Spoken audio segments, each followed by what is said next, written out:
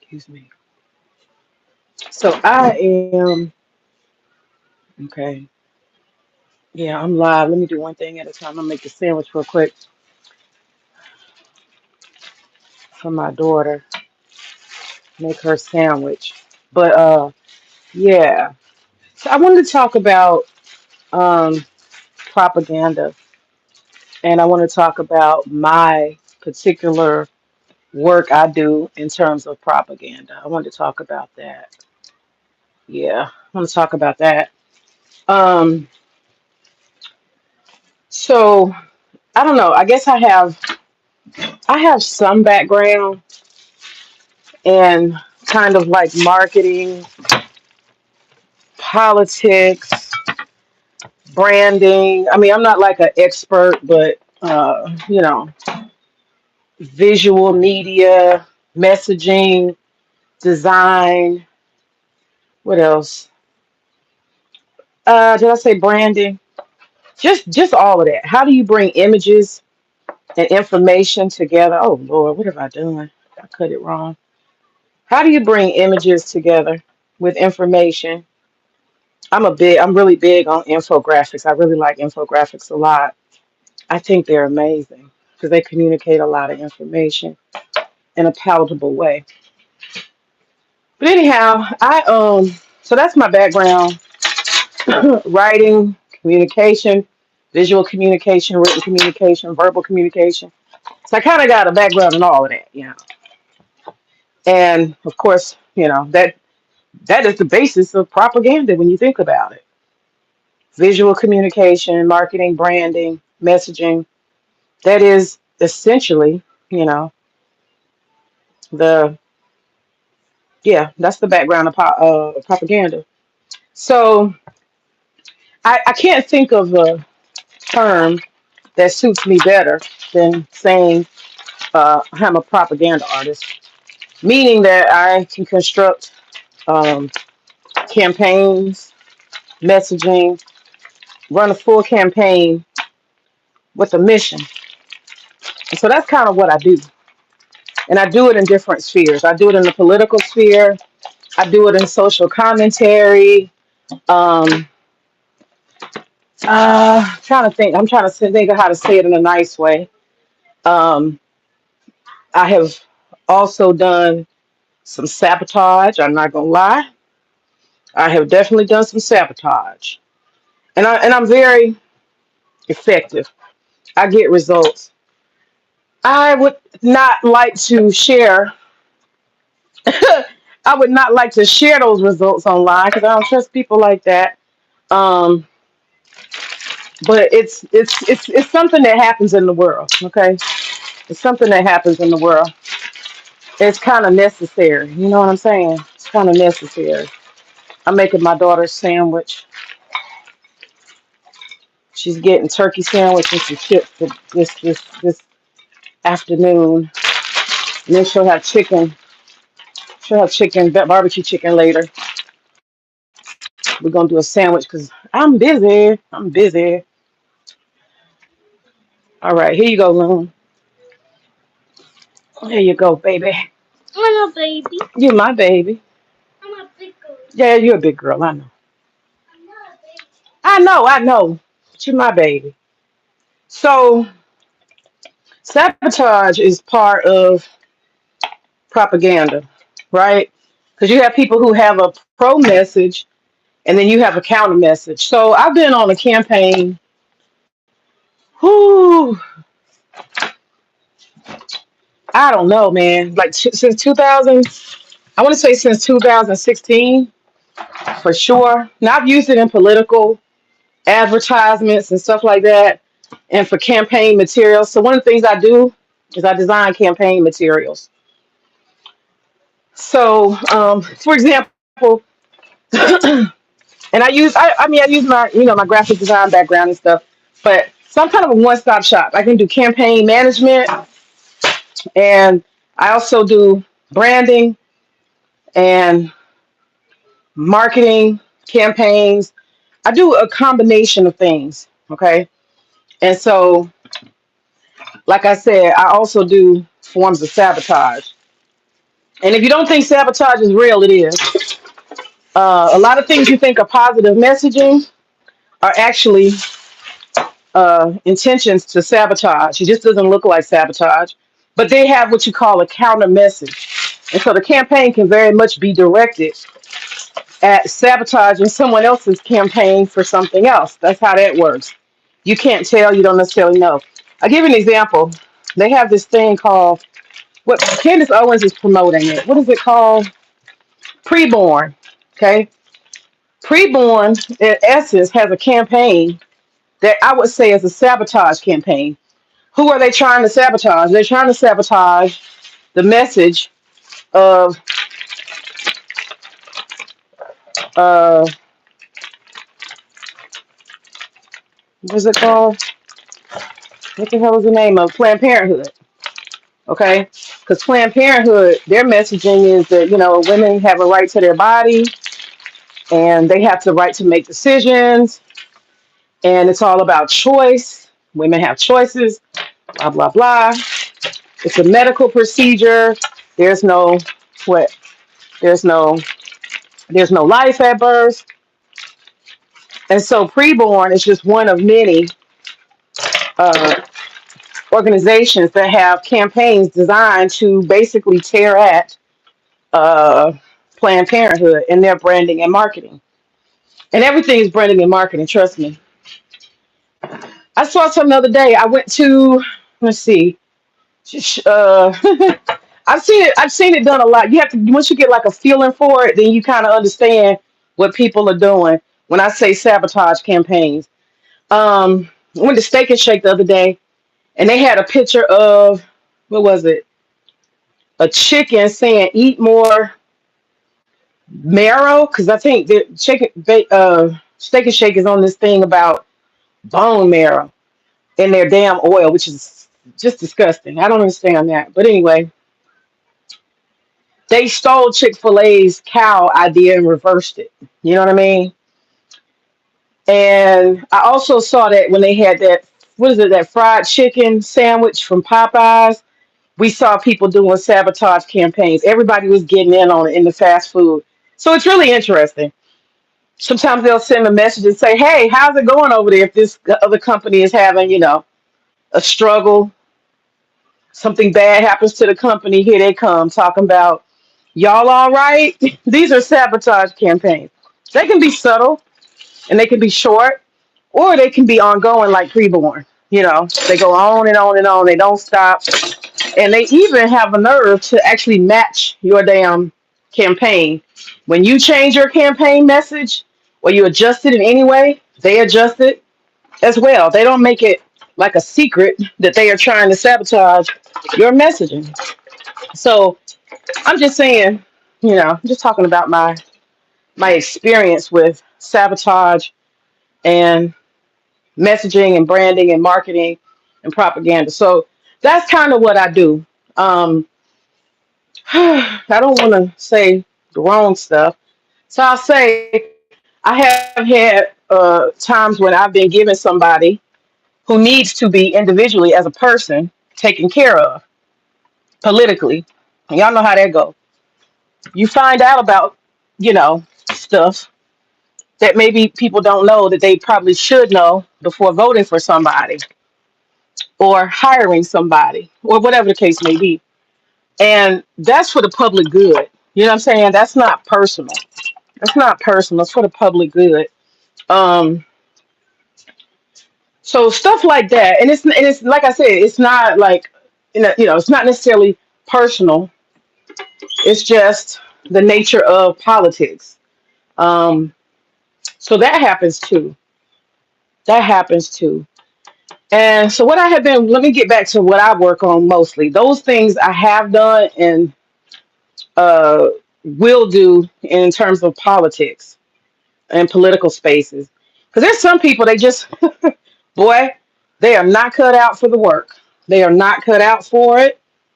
And you have to bring that to people's attention, because sometimes people don't know folk have done certain things directly in government, that they should not have done. And they think that they got away with it. And so that's where journalists come in. So this is what I'm saying is journalist based too, because I have a journalism background.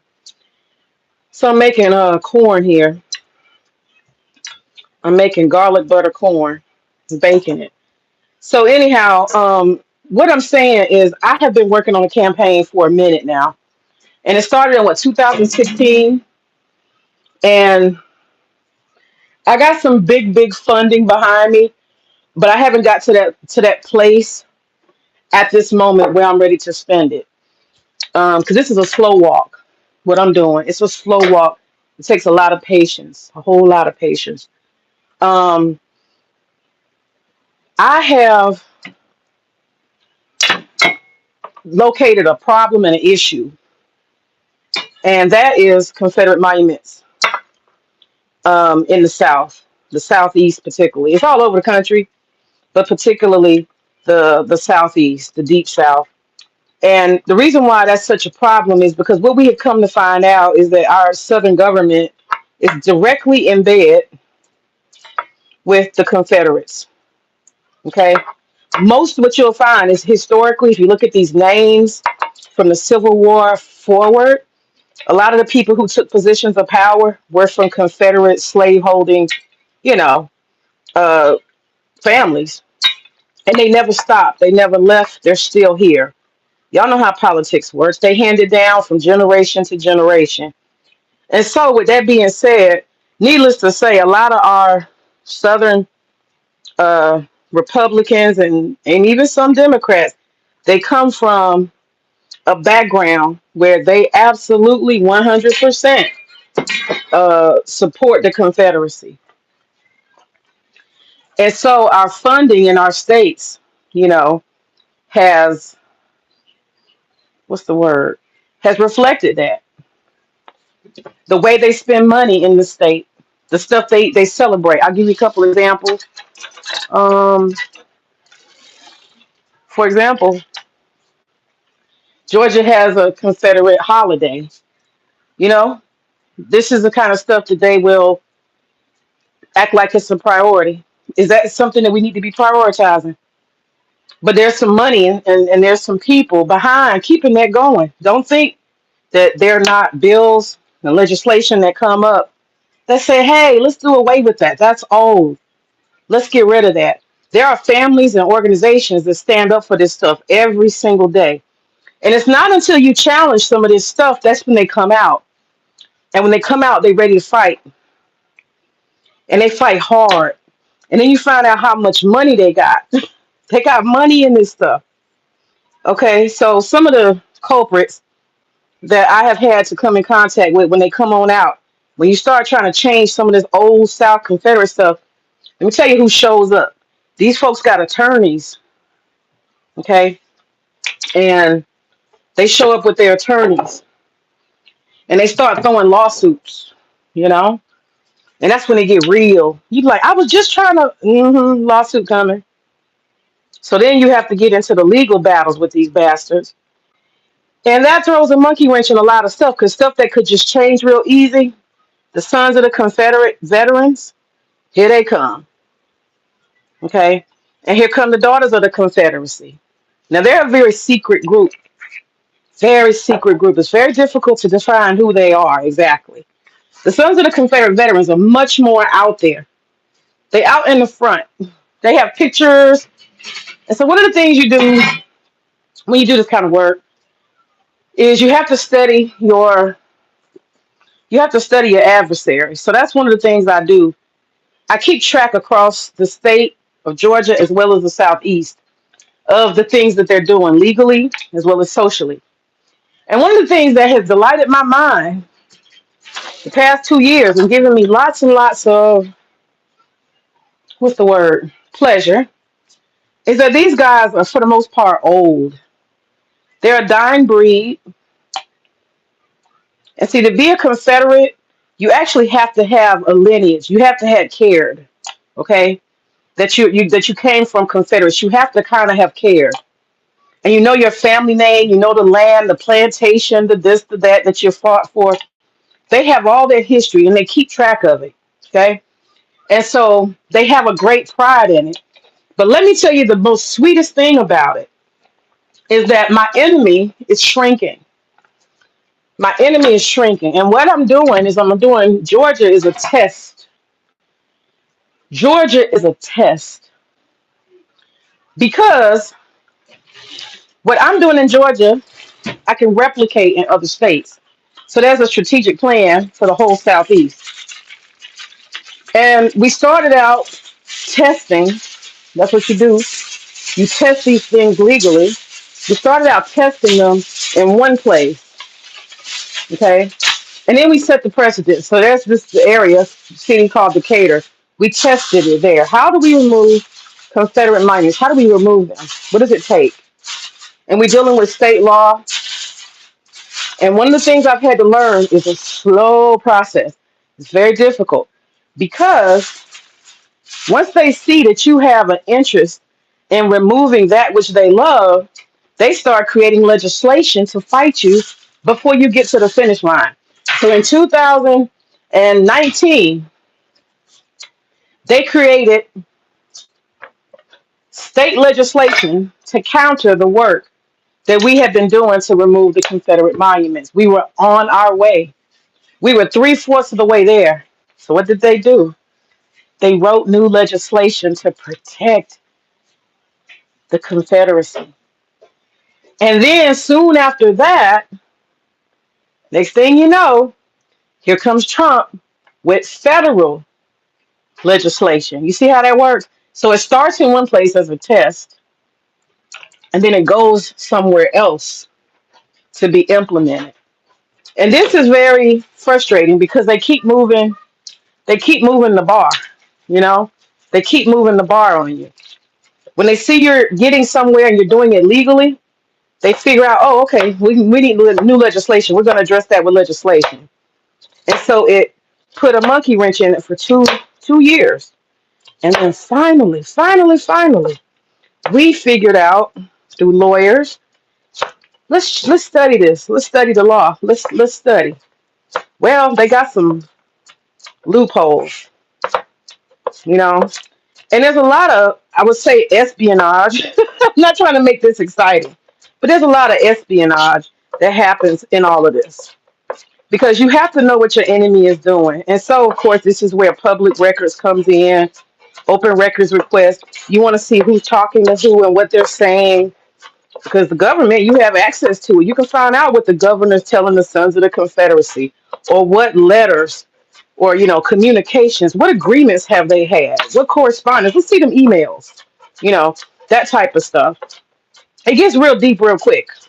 It gets real deep real quick. And I have to say, I did not realize how deep this Confederacy thing goes until you get to the small towns and you look at the names and you go to the cemeteries. This is the type of stuff I do. I go to the cemeteries and I look at the names. And then I start comparing. I start looking at the history. Oh, this person's son, he's on city council. The daddy was on city council. Oh, okay, he was the mayor. Then you start seeing what you call power dynamics at play. You start seeing that you have people who have been holding power in their family names, taking these positions. And I would almost call them, they're power brokers, but I would also call them shadow councils. And those are the ones you can see. Now, there are some people you can't see. Okay? There's some people you can't see. You can't know who they are until you start going into the community and going to the meetings that matter. And that's what I started doing. So I got a lot of different skill sets that I've had to apply. So one thing I do is I go to meetings where I'm not expected to be, right? Different hearings, different organizations. And I just sit in the corner like a creep and I watch. Just pay attention. I want to see who's speaking to who's making eye contact with who. I want to see who's shaking hands with who. And I want to see people in different environments because what they may not do at a public meeting, they might do in a smaller meeting of a different nature. And so these are the type of things that I have to do to figure out who is who. Because everybody's not on record. Everybody's not public. And I know because that's the kind of person I am. I'm behind the scenes. Very few people. They've heard of me, but they haven't seen me. Or if they've seen me, they don't know who I am. Right? So That's the type of work I've had to do, and it's been trying because these people keep moving the goalposts. Just when I think I'm making really good progress, they come with a monkey wrench, and it's such a nasty thing. Oh, it's so nasty, and it's so devastating in that moment because you see that hand they play, you like, oh, you got me, oh, you got me. But guess what? I learned. I learned from my mistakes. And that's why I study some of the stuff I study because I know that people who have been working in the civil rights movement or anybody who has tried to move the bar and go against the grain and change old things, they have a similar um, experience. There's always going to be resistance. Some of it's subtle and some of it's very strong and outright and in your face. And so when I began this process, one of the things I did to change this, I want to get this mountain. The Stone Mountain Park is a state funded park, and I want this park to stop representing the Confederacy. I don't want to go into the details of it, but it's a very ugly thing because it has a lot of history based in Georgia. A lot of names, famous people, power brokers are involved with this Confederate park. It is literally a park for the Confederacy. It's so ugly that they even have slave cabins they brought in. They got a plantation house they brought in. Okay, no, nothing from the Civil War, nothing from slavery happened at this park. They just had this idea after people started having desegregation in Georgia. Once they desegregated schools, the Confederates was like, "What are we gonna do? How do we put these niggers back in their place?" I know we'll create the largest monument to the Confederacy. So they took this park and this mountain that was owned by a KKK member, okay, named Venable, in the city of Stone Mountain, which is a very small. It's like it reminds you like one of them old ghost towns from you know, from Texas or something. It's still small. It's right here in Atlanta, but it's still small. But now they got an 85% black population. So you can imagine you have a Confederate monument, and it's going to be amazing because what you see when you start going down there is it's in DeKalb County, which is the blackest damn county in Georgia and the Southeast. So right in the middle of a whole black community, 85, 90% black community, okay? Right there in an 85, 95% black community, you have a Confederate fucking park, the largest memorial to the Confederacy in the world. Can you imagine that? How crazy is that in 2023? The slave cabins and the plantation and the whole fake thing. They call it Historic Square. And they used to have black folk dressing up as slaves. They used to have in the 70s when they first opened it. Basically, it's an amusement park for slavery. But the thing that'll shock your soul is when you go, all you see is Indian people, black people mostly, because they have camping, they have lakes, they got trails, they got biking. It's an amazing, beautiful park. They got streams, lakes, they got everything in that park. It is beautiful. So what happened is people overlook the Confederate carving on the side. It's huge, like Mount Rushmore. People overlook that. People overlook the plantation theme throughout the park. People overlook the laser show that's talking about and honoring the Confederacy. People overlook the names of the streets and the signs, right? They overlook it because the park is so beautiful and so functional.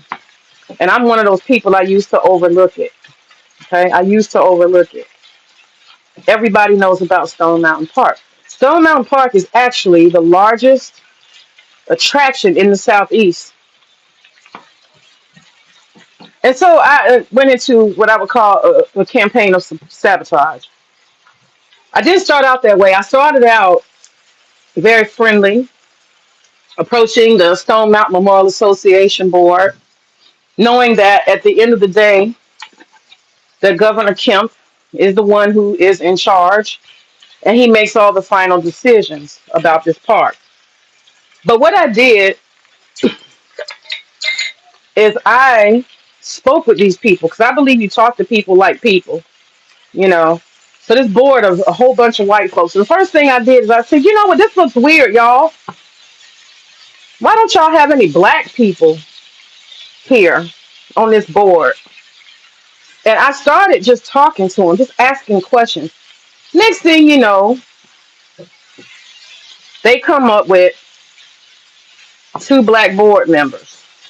They listening to me.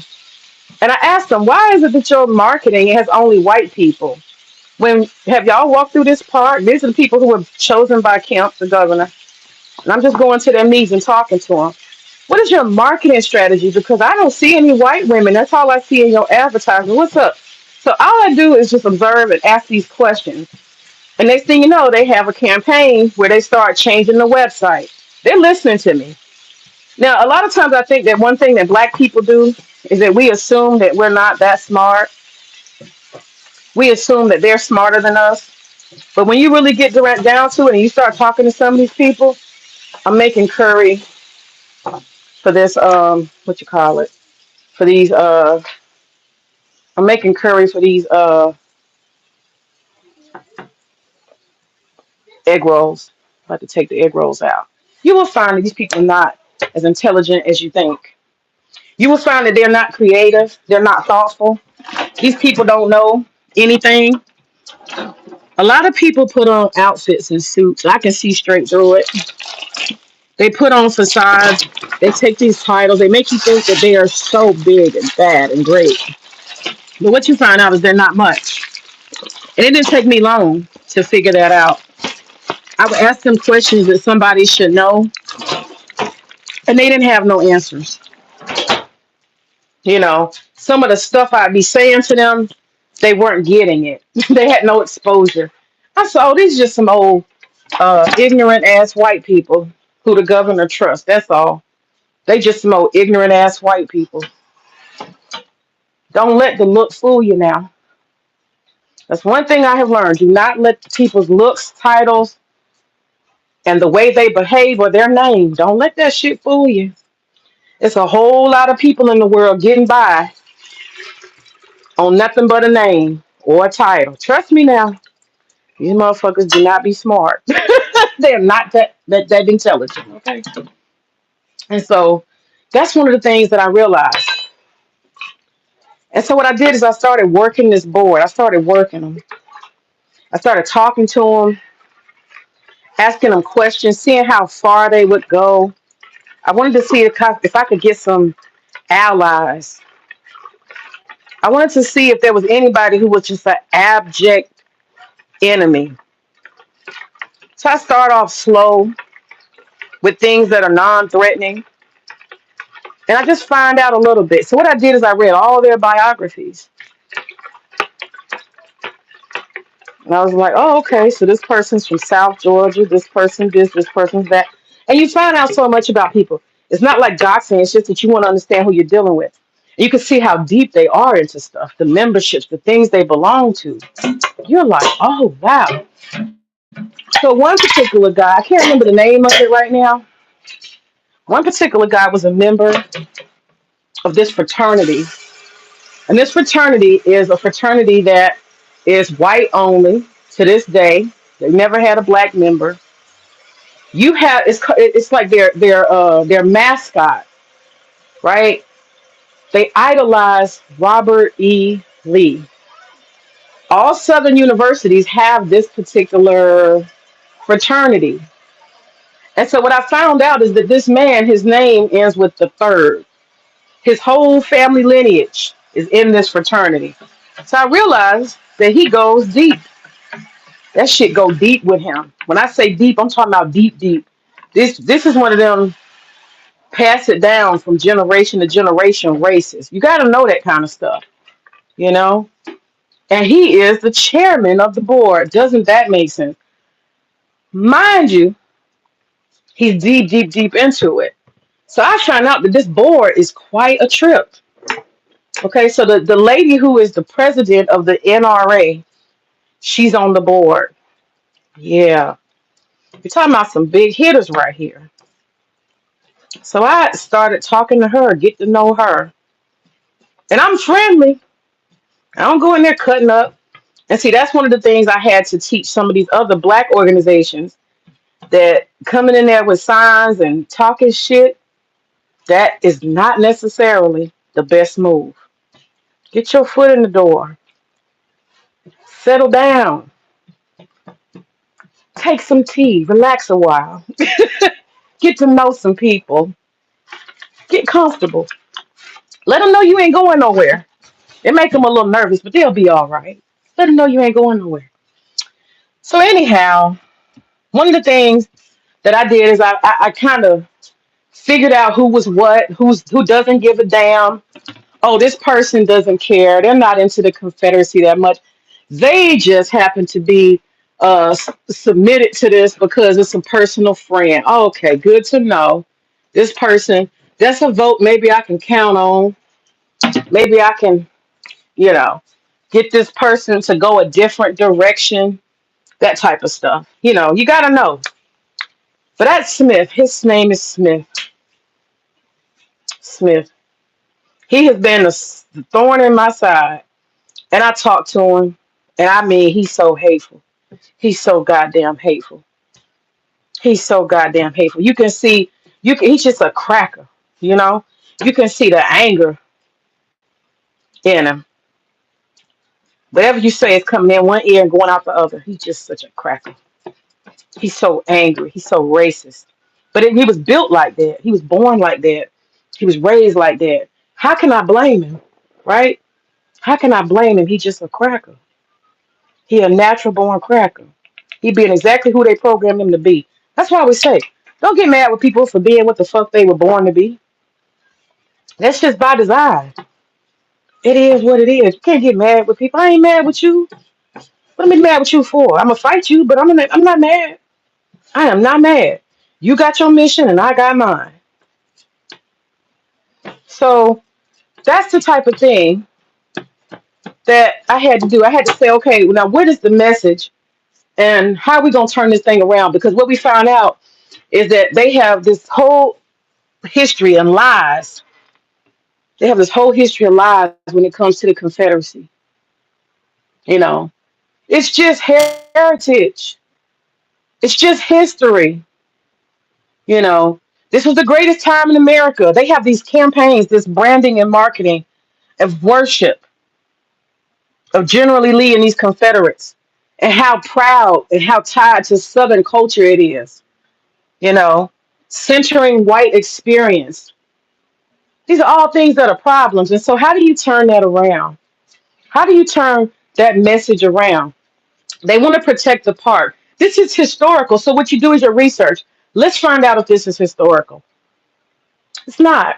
Nothing historical having to do with Civil War or slavery happened at this mountain in this park. Nothing. So this is where the research comes in. We got to dig deep. Now, when I did some deep dives, one of the things that I come to find out is that there have been a lot of land deals. Okay. So I took some records, old records, current records, real estate purchases, who owns what. Oh, baby, it's so much incest. It's so much incest because I could not understand how you have a whole downtown area of a so-called city and there's no buildings and I mean there's no shops. Nobody's renting. What's going on? What's that about? Who has real estate, private real estate, to just sit around like that, to do absolutely nothing with it? Who does that?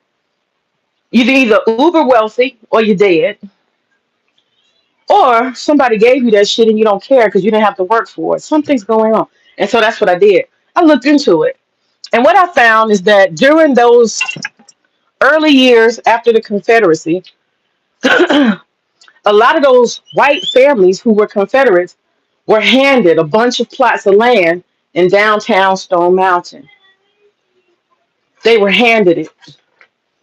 It was sold to them for $2, $1, no dollar. And they hold these deeds indefinitely. And that's why the downtown looks like that, because people are just holding generational wealth that was given to them on some after post slavery shit. Ain't that something? Ain't that something? and they hold that land to this day.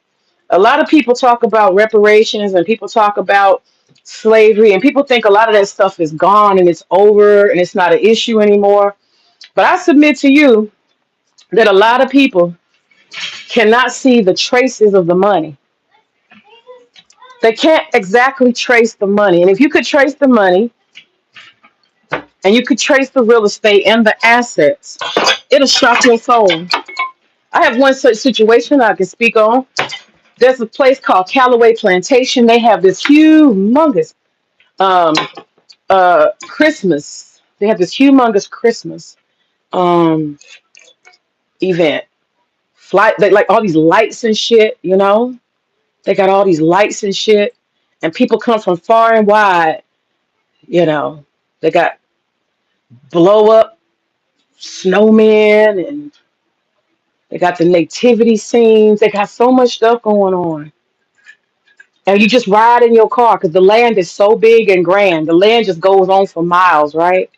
And over time, they developed a way to showcase Christmas lights on their property. So you just ride. It's like a reverse parade. All these figurines and lights, and it's dazzling, right? And you just ride in your car. You pay to come in. And they have other stuff going on there, but that's the main thing that and people in Georgia know about. They know about that part. And I go back and I say, where does this come from? You got to trace some of this stuff. Research. This is the people generationally who own Callaway Plantation, which is probably about an hour and a half away. They invest land because they marry in different counties, different families. And so when you see them move, or they're somewhere else, it's probably because they have a cousin or an in-law or somebody around there, right? And they bought all that land. But where did that land come from? That land came directly from Washington Wilkes County, which is about a 30-minute ride, 40-minute ride outside of Athens, Georgia. The Callaway Plantation is available for all to view at any time. And it's not a secret, it's not hidden. It's very interesting when you go to Callaway Plantation because at Callaway Plantation, they show you the house the man, okay, the patriarch Callaway built. They also, and it's very tiny. You can tell he built it with his hands. It's like something you would see at a Home Depot, like a little shack, all made of wood. It still stands there. Then he has the second house he made. It's 2 stories. It's like a little white house, perfectly little white quaint house, very tiny, but better than that shed, that shack. And then you see the grand plantation home. So you go on, let's see, go on the internet and type in Callaway Plantation in Washington, Wilkes County. You can see the plantation. I visit every other year. When you walk into the big house, and this was a functional, real plantation, you can see this man grow his empire. He has the initial shack, the small home he built, and then he has the master grand plantation home. You can see that the slaves he has gotten have given him the wealth. It's clear. And so not only did he have the Callaway plantation, he had the Callaway land out down there in South Georgia where they have built. I mean, think about it. What are you going to do? How are you going to make money? They handed you down from slavery, right? They handed you down acres and acres of slave land, plantation land. What you going to do with it? Oh, they put Santa Claus out there with lights. And now it's a huge attraction. People pay to come see lights on plantation land. Y'all, it is so real out here. And I know everybody's distracted, nobody cares, but there are those of us who don't forget. And we see you so well. We see the wealth that you continue to amass on our backs. Now the question is, who's going to actually snatch that land from the Callaways? Nobody. But we see you. We see you. And so the same thing has gone on in the city of Stone Mountain. I see you. I see the land that you guys have amassed that you refuse to give up put on the market. You're just holding it generation after generation. Same shit. Same shit. So, and it's interesting because you're like, how do you own almost a whole block? And you see their names on it. And you're like, ooh, I keep seeing that name. Ooh. You ain't gotta go far. Go to the cemetery. Everything begins and ends with the cemetery.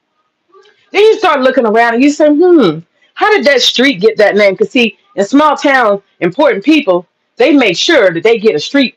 Where'd that street name come from? Where'd that park name come from? Why'd they name that? Oh my God. I am telling y'all, I have had such an amazing journey through actual history and real life reality right now, and how all of this stuff is so interconnected. I should write a book. I really should, because this stuff, I can't I can't replicate these experiences for anybody. But one thing I have developed is a method, a methodology, and that's what I'm working on. That's what the grant is about. What I'm calling a toolkit. So I'm working on a toolkit, and the toolkit is really about replicating a process to expose, exploit, um, brand and market campaigns to put pressure on the public to remove legally these Confederate monuments. That's what I'm working on. That's what I'm doing, and it's a lot of work. And so I shared a video the other day. Um, I shared a video. I think the lecture presentation was like 40 minutes, but I shared just a little bit of it, about 4 minutes of it. And so what I do is I go to bookstores. Um, I do Q&A sessions. Um, there's some film and propaganda that goes with it. Um, we spawned several different films about it. So there's different propaganda, different places. I work with some graduate students who've done projects around it, and it's very effective. That's what I can say. It's very effective, and so I'm continuing to speak on it. And at this point, it's gone from the state of Georgia to a national focus. And the focus isn't about anything except why do states, so it's not about any wokeism or race and all that type of stuff. The only question that we have and the only thing we're focused on is how can a state use public funds, how can a state use public funds to represent public property that is legislated as racist or Confederate? How do we do that? How does that work? Is that legal? Is that moral? Like, we got to make some decisions here. That's not okay. Imagine, just imagine. Let me see the front, rear. Imagine if the state of Georgia decided that they wanted to do a amusement park honoring Adolf Hitler. How do y'all think that'll think about it? How y'all think that'll work out? Same, same, same, same, same, same. People would be outraged. People would be outraged. You can't do that. The state of Georgia cannot pay for a Hitler memorial, a Hitler park. You can't do that. You can't do that. Be quiet, Luna. Go on, girl. She always trolling me. You can't do that. That's what they would tell you. You can't do that. Why can't we do that? Let's talk about the why. Go, go, girl. Go. Why can't we do that? This is something I'm very passionate about. I spend a lot of time on. Why can't we do that? It's immoral. It's absolutely immoral for the racists in a state to use government funds to promote racist stuff. Now I understand somebody else did it. I got you. I get it. Somebody else did that. But right now you keep funding it. So you got to make a decision. And so I began this campaign. I started off nice and sweet. And then when George Floyd happened, I decided to turn it up a notch. I showed up with attorneys. I showed up with other organizations.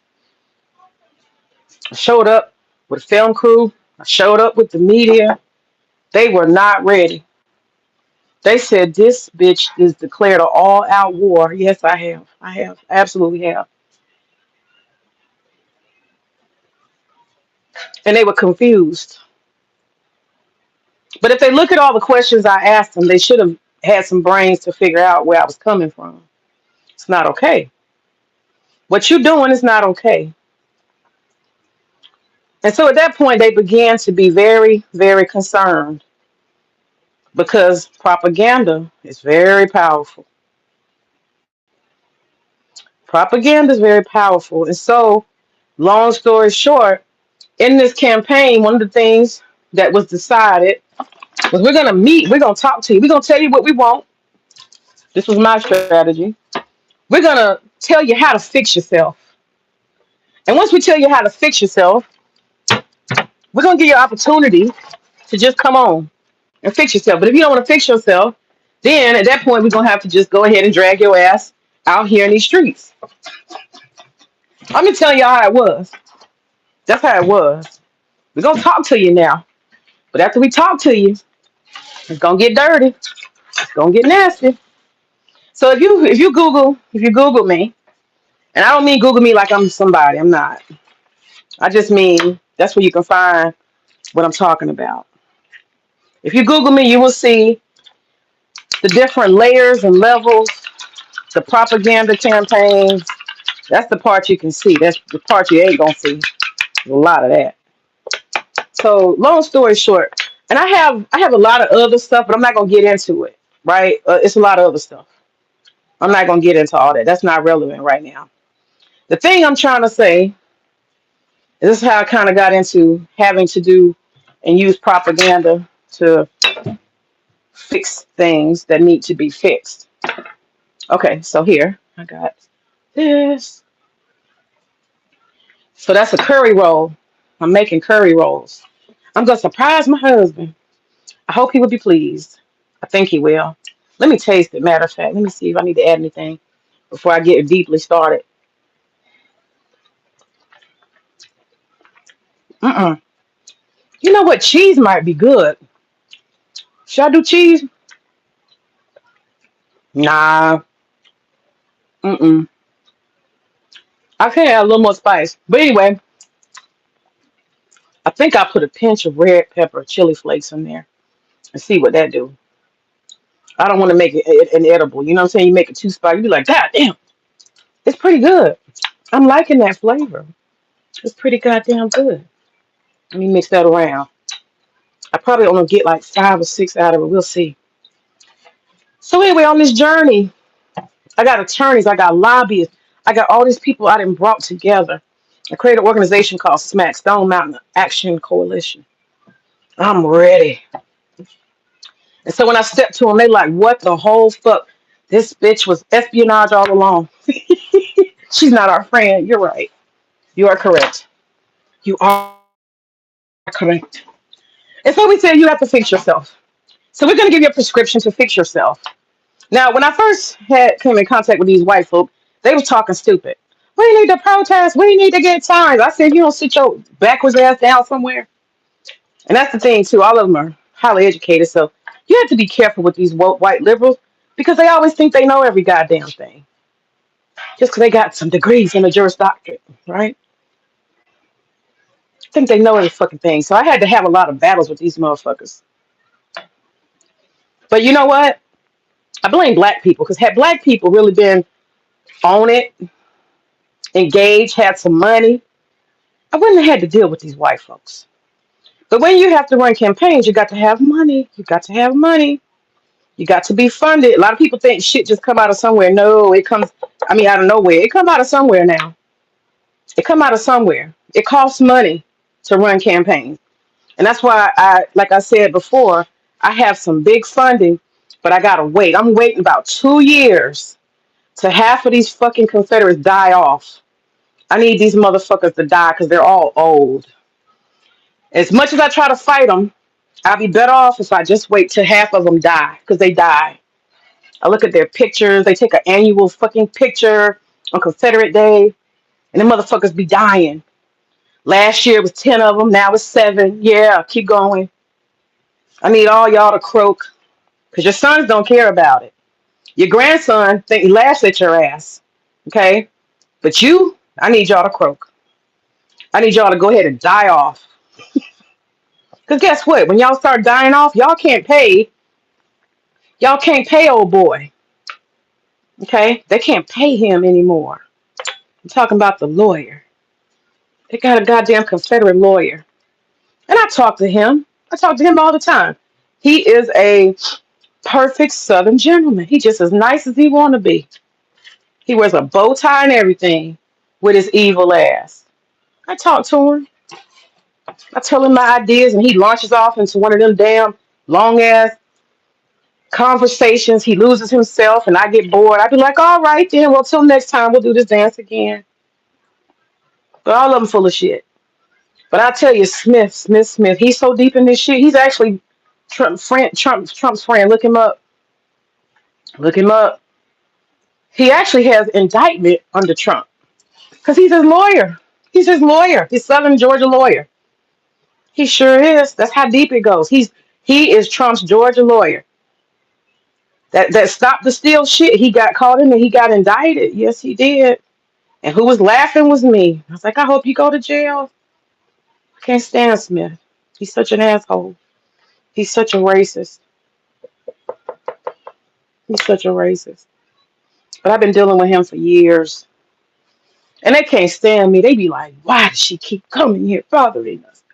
But let me tell y'all, get down to the get down. So what I did is I created a campaign. And this campaign, well, along with others and other organizations, and I am the founder of SMAC. These well-meaning white folks came to me because I was working with the NAACP alone at first. And a couple of other do-gooders from Hate Free Decatur. And what ended up happening was I came up with a list and I said, okay, we're going to put a proposal together. We're going to tell you how to fix your shit. We're going to tell you how to fix your shit. How to fix this. Get rid of this racist bullshit y'all do. We're going to help y'all fix this shit. And so that was my idea. We're going to sit and talk. We're going to negotiate. I told them white folks, just shut up with that stupid shit talking about you want to protest and all this other dumb shit with some signs. Just shut that shit up. We're going to go to the table and we're going to have meetings with the people who matter.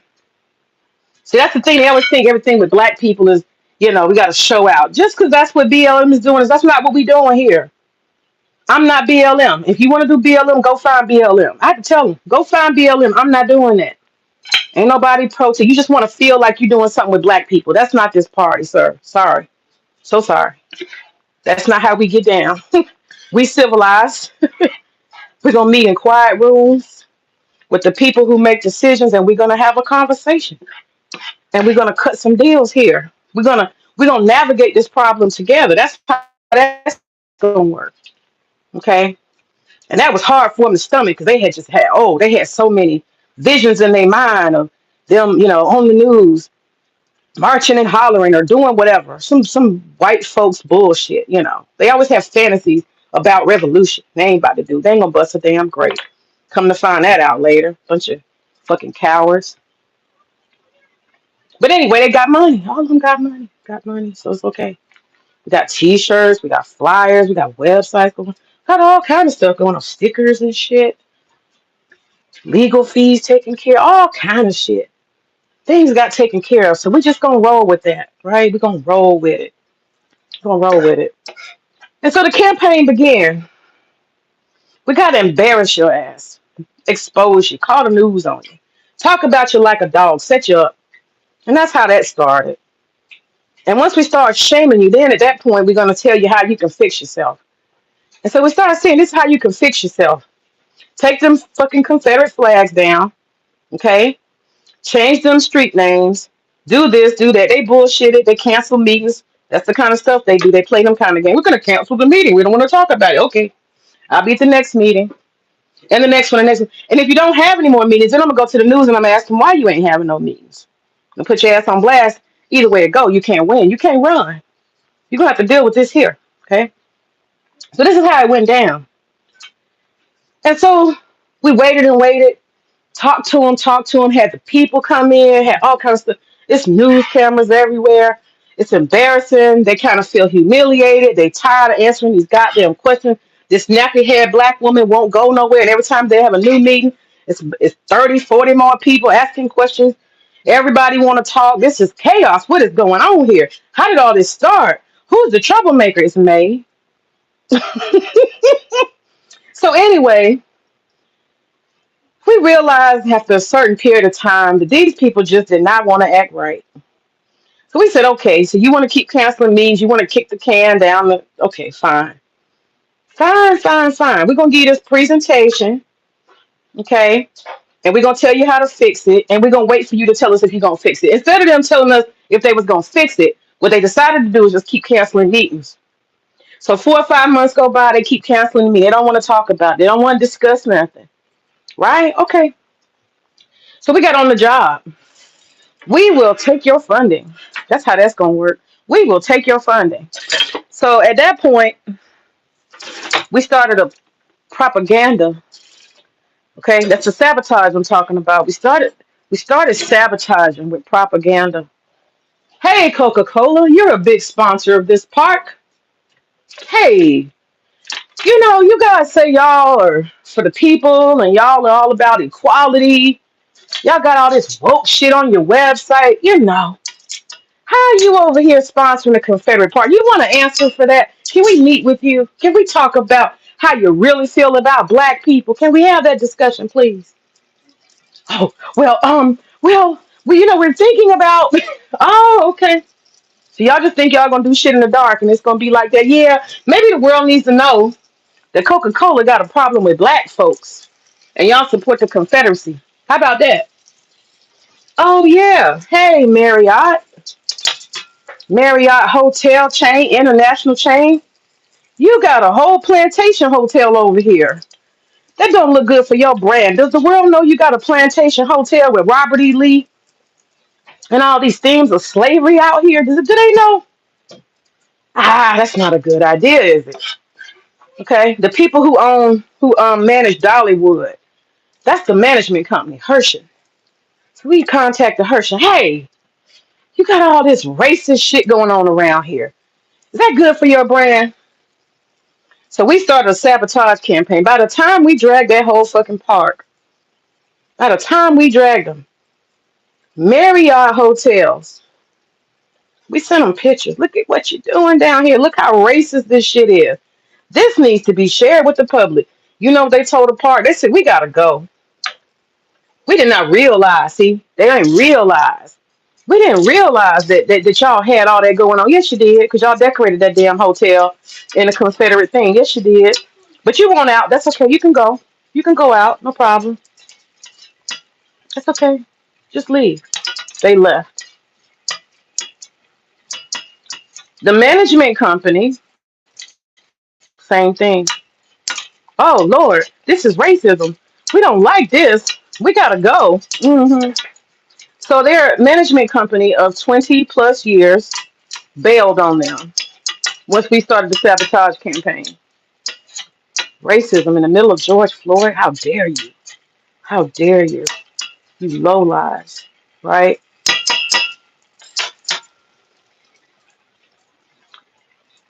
And so at that point, Coca-Cola, they didn't want to sponsor stuff. They said, take our name off your website, remove this.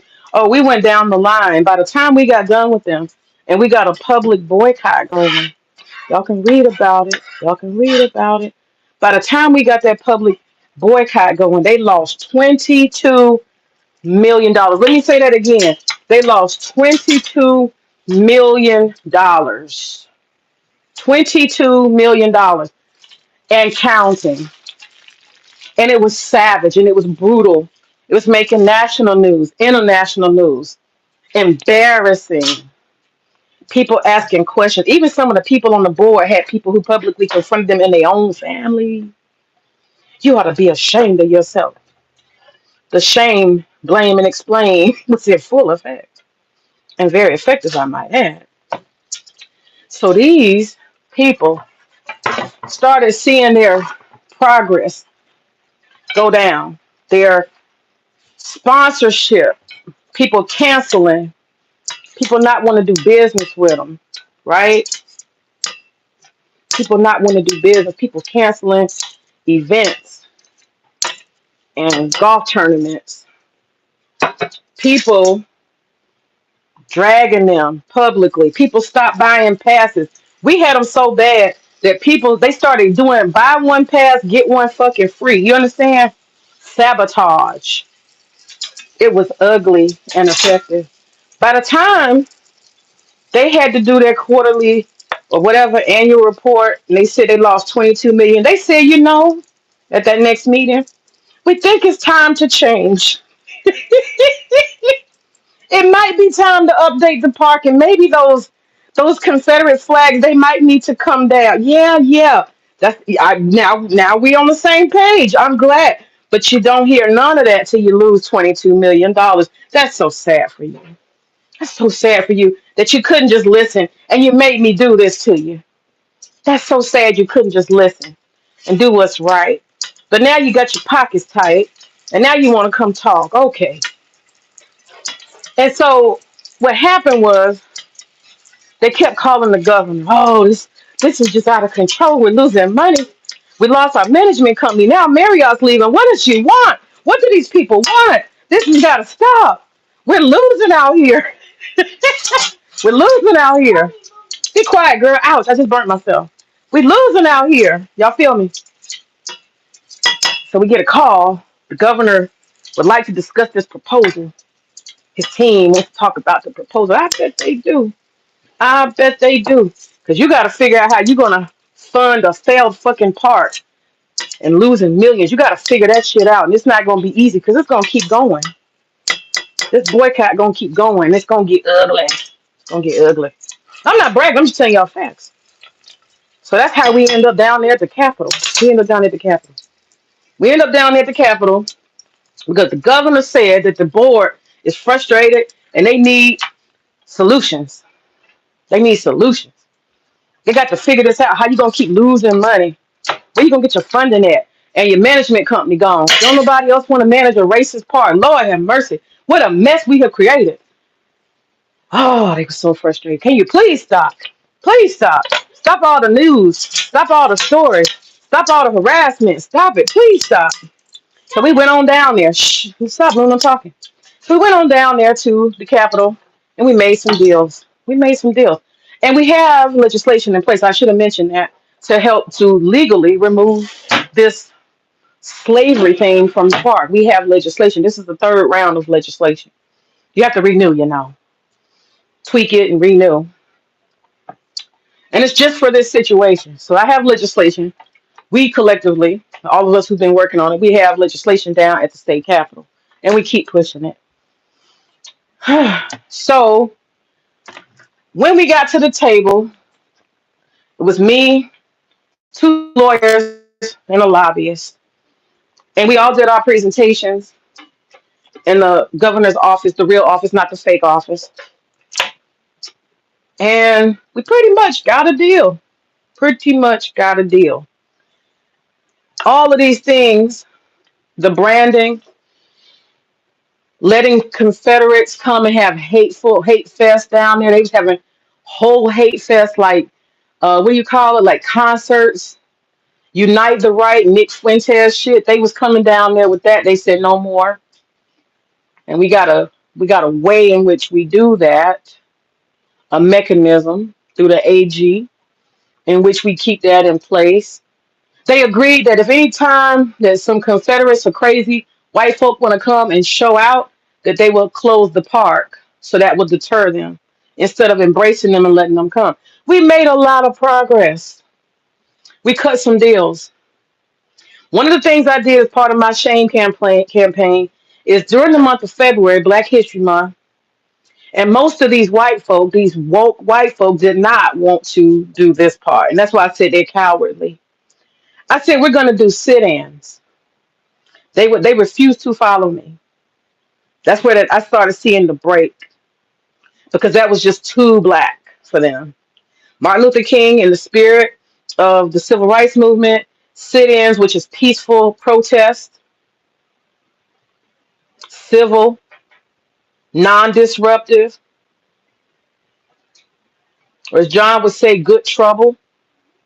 That's what I did. And crazy enough, I only had one member that was white that actually came. Okay.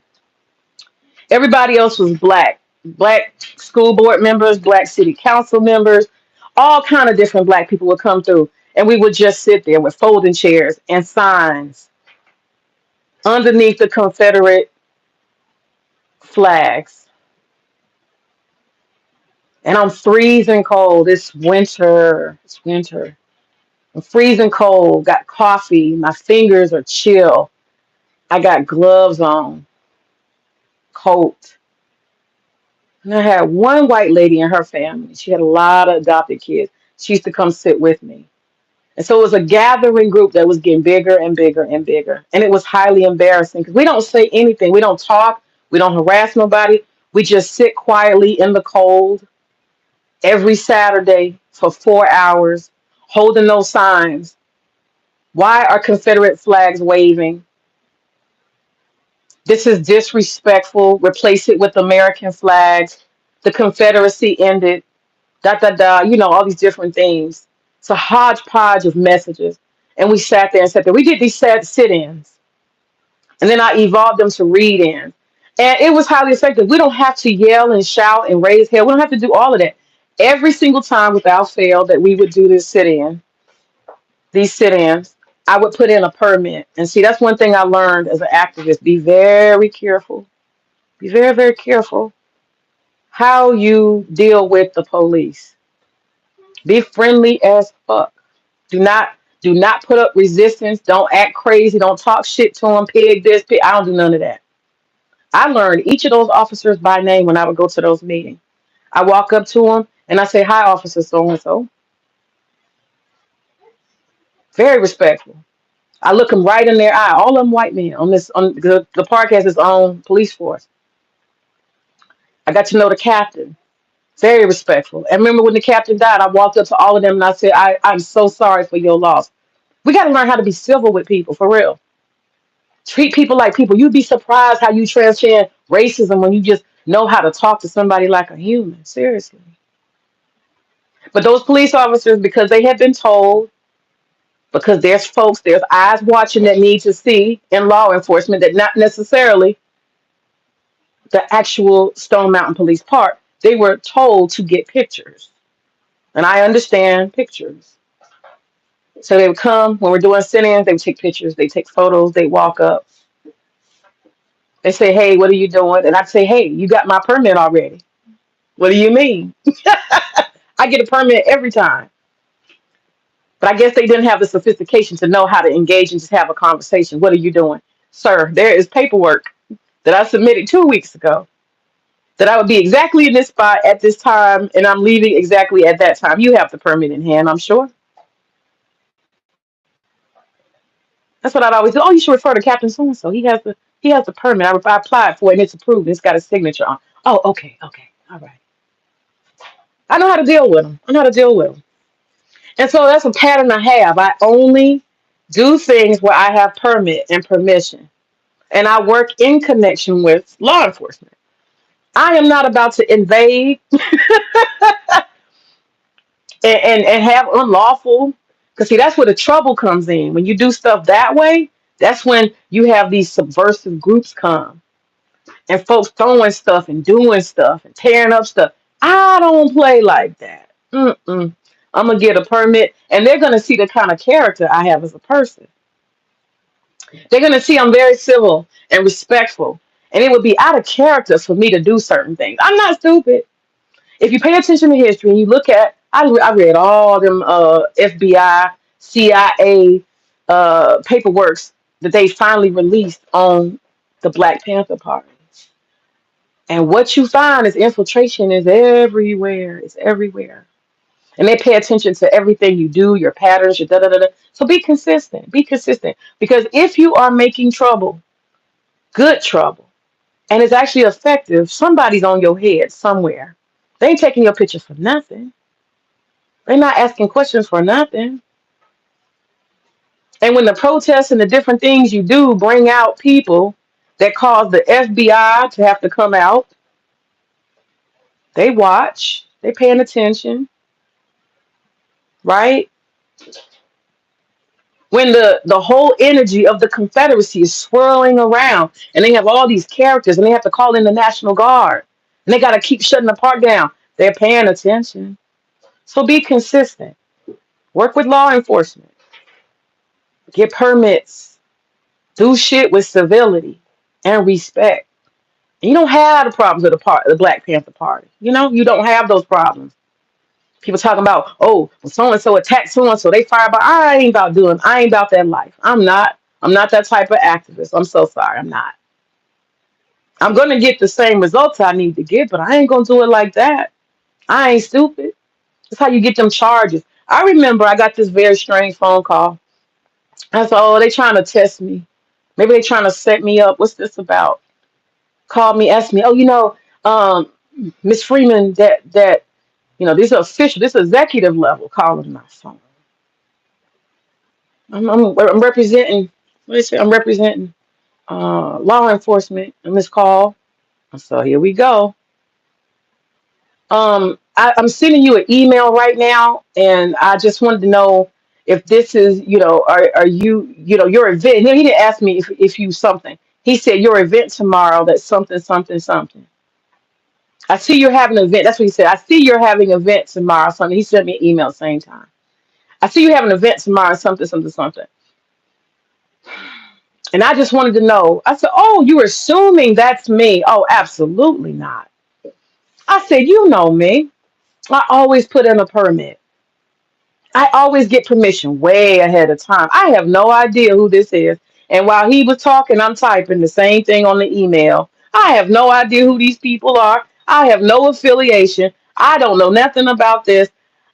And the fact that you calling me means they don't have a permit. And I'm the kind of person I'm only going to come when I have a permit. I do everything lawfully and civilly. I will always contact you 2 to 3 weeks ahead in order to get my permit that's approved, and then I will come and only then. Oh, I had to put that on paper and voice. No, no, no, no setup for me. I don't know what you doing. You testing? I don't know. But they realized real quick, like, nah, she ain't that one. That's a smart one right there. This She ain't falling for the okie doke. No, no, no. You're not gonna put me anything. If I appeared anything, it's gonna be my name at the top of the permit. It's gonna be my information and my control. And what I train my people and my crowds to do is as soon as you see a sign of trouble, you see Antifa, what is it called? Anarchists. You see some Nazis or somebody who want to fight, show up, do anything. Anybody want to shout, act crazy, anything at all. What is the answer? What is the response? Everybody disperse immediately, go different directions. We're not standing around. We're not talking. We're not engaging. We're not arguing. Disperse immediately. That's what I always tell people. So if somebody wants to come and sabotage and do something, the only thing you're going to see is one big ass disbursement. Very quick. It's going to be like the damn event never happened. That's how I do. We're not going to stand around and engage and entertain and let stuff escalate. We're not going to do none of that. For what? Because at the end of the day, it's about the law. What do the books have? It's about money and law. Nothing else matters. What do the books say? This is propaganda. Don't get it fooled. This is propaganda. Do not be fooled. This is not power. Protests are not power. It's propaganda. Okay? Confronting your enemy in front of the media is propaganda. It's not power. It may feel like power, but power is the ability to change that what needs to be changed. That's the power. That's what I'm focused on.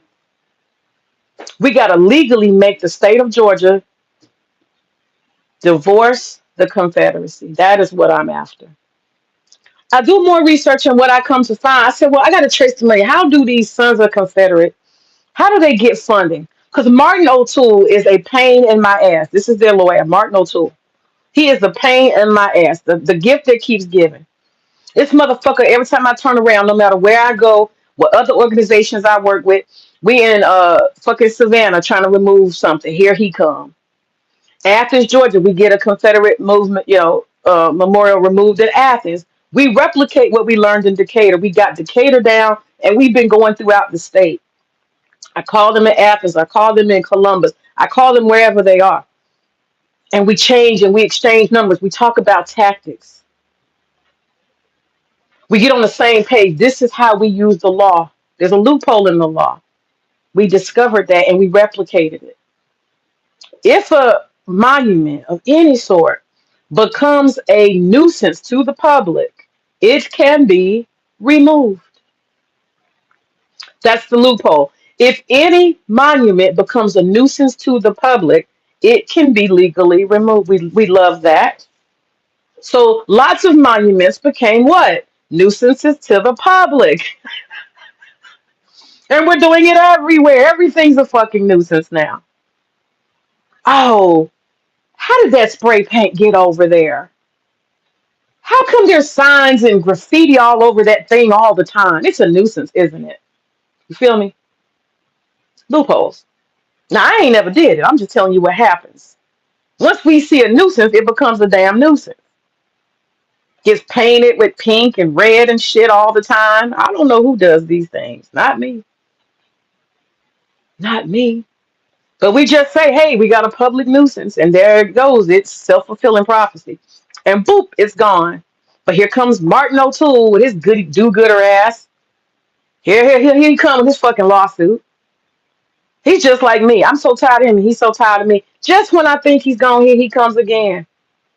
Got the Decatur monument removed. I decide, hey, we're going to celebrate this shit. Throw it in their face. Well, I don't know if that was so smart.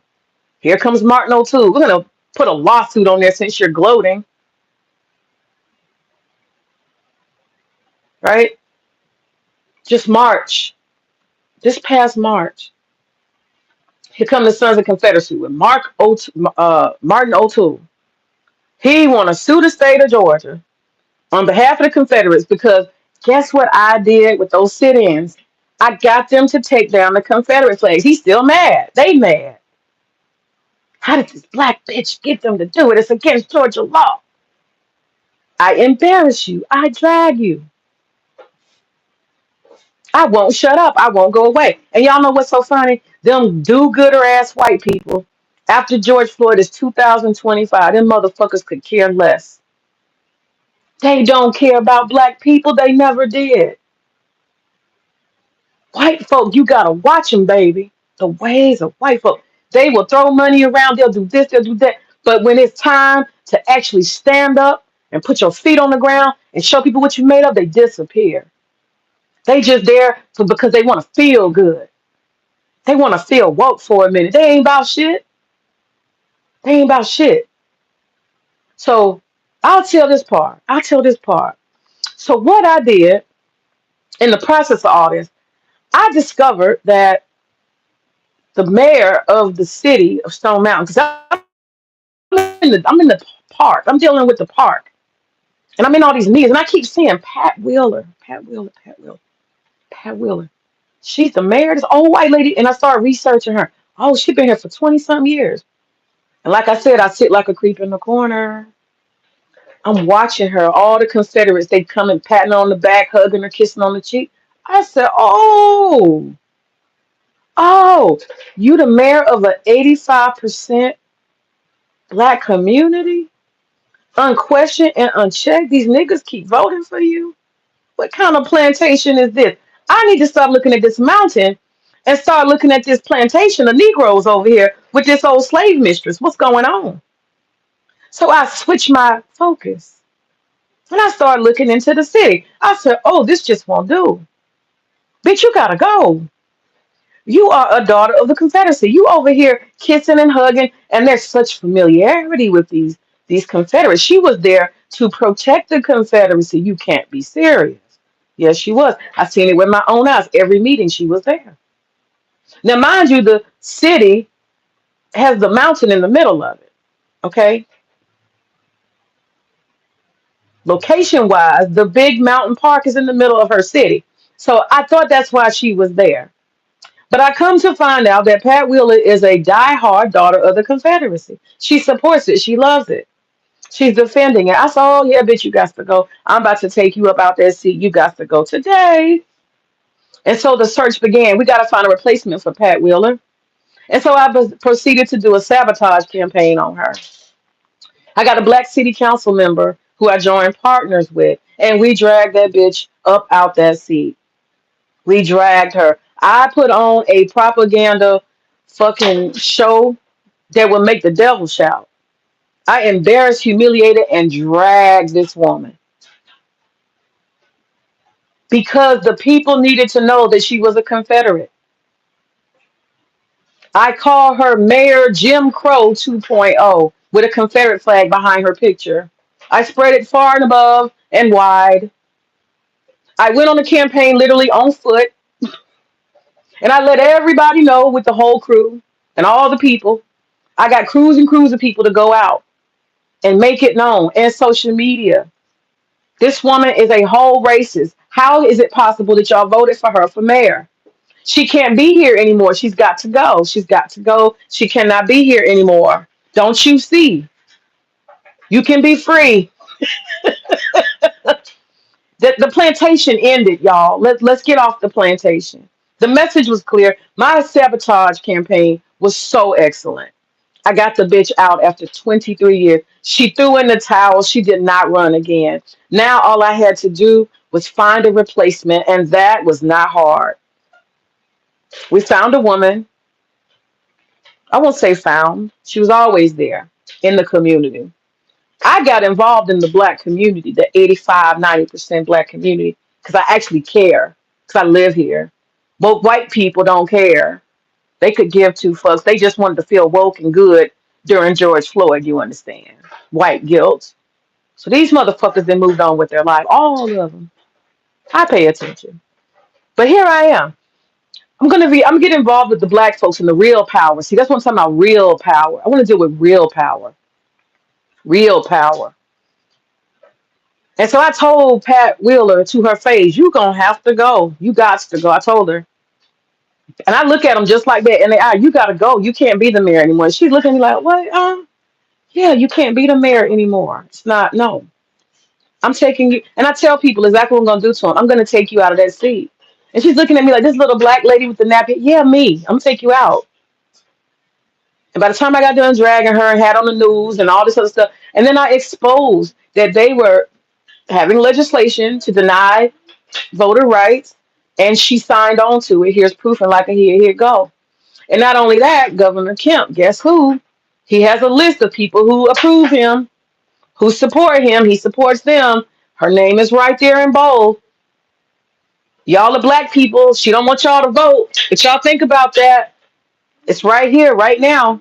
She's supporting it. Hey, y'all just got to look a little bit. Don't you see this daughter of the Confederacy? Miss Jim Crow 2.0? That's what y'all gonna vote for? She just left. She backed her ass out into the clouds slowly and disappeared. She did not put her place, her name on the goddamn next ballot to run for mayor. And so this was easy, but the white folks, no. They thought that they just gonna take on over and put another one in. No. I'm 2 steps ahead of you. You think I would leave things undone? Do you really think I would leave things undone? Just let y'all put in whatever white person gonna replace her who's worse? You crazy? You crazy? I'm already ahead of y'all. So we have a new person, a black woman, and I become her campaign manager, and I help her pick her city council members, and I run a mean campaign. I'm a slave driver. They be talking about me so bad on the campaign. Damn, Freeman. Damn, why you be talking to people like that? Why you do it like, good God, that ain't it. I don't want to hear shit. I am a slave driver because I know what it takes. I'm going to push you harder than you ever thought possible. I'm like on go. I'm on go. Okay, I'm on go. I don't stop. I don't stop. I give it my heart, my soul, everything. I don't stop till we win. Till that last fucking vote is in. And even then, we counting the votes. We watching the watcher. Come on now. Come on. I get serious with it. I get serious with my political shit. We watching the watcher. Count the votes. Okay. And we ran her. And I created all her propaganda. I ran her campaign, her media, her social media, everything. Not just her, but the people running with city council. We took over all black city council, but one white woman. Okay. She got elected. She got elected. The people who were on, who I helped them to run, I co-campaign, like, we ran as a group. I put all of them on the same damn flyers and stuff. They running together. All of them. You got to vote for one. You got to vote for all. And they come together. It's a package deal, baby. We about to have change. Them white folks was mad. And y'all listen, it's only 10% white folks, but they was pissed. They was just like, how the whole fuck did this lady come? She don't even live here. I had trains of cars riding through with balloons, honking horns, flyers everywhere, door knockers, people jumping out of the car. We went through every neighborhood. I am not playing. Through the apartment complex. Then I called in my Indivisible group, my street team from Indivisible. I called them in. It's a crew of old white ladies. And boy, they don't play. They will kill territory like you can't believe. They can cover 10 square miles in 5 minutes, okay? They walk. They got thick ass tennis shoes on. They ain't no joke. I've been working with them for years. They put data flyers, whatever you need. They go up and down. They love to walk. They go up and down stairs so quick. They cover whole apartment complexes in 5 minutes flat. It ain't nothing to play with. Okay, my indivisible army. Okay, I put them on the job because you got to do this shit 3 rounds. That's the key. I always tell people that you got to do 3 rounds when you want to turn out the vote. You got to do 3 points of contact and real contact. You have to ask people for their vote. You have to get them to the polls. You got to remind them to get to the polls, and you drive them if you need to. You give them an appointment. When can I call you? What day are you gonna vote? You think I'm playing? I'm gonna vote on Wednesday. Okay, I'll call you on Wednesday. I don't even play around. I hold voters to it. You said you're gonna give your vote. I'm calling you on Wednesday to see if you voted. Okay? You can lie to me, but I'm gonna call you. You promised this vote. I get the vote out. I turn the fucking vote out. Okay? I don't even play with it. I'm serious about that shit. And we got her elected. We got the new city council elected. Boy, them white folks was mad. And they have not relented yet. I told her, I said, sister girl, you won this mayorship against two blonde-headed white women. Y'all hear me? Two blonde-headed white women lost to her. We beat the pants off them motherfuckers. Beat the pants off of them. Ran circles around them. There wasn't even a chance in hell they could have won. We killed it. We killed it. And I'm not even going to get into the what I had to do on the back end. I had to do some serious sabotage. Two people had to lose their job and a Department of Justice investigation. I'm not going to get into that and how I had to do the police department. I'm not going to get into that. That's most shit. I'm not going to get into that. That's a whole nother. Whew, I am not. I'm going to keep it small, simple. Okay. But yes, I will file the Department of Justice complaint on your ass. Don't play with me. Don't play with me now. But the police department decided, they always got them white supremacists in the police department. They decided they wanted to turn up on election day. Well, I got something for that. Oh, you want to turn up on the black community on election day? Really? Really? Oh, okay. Okay.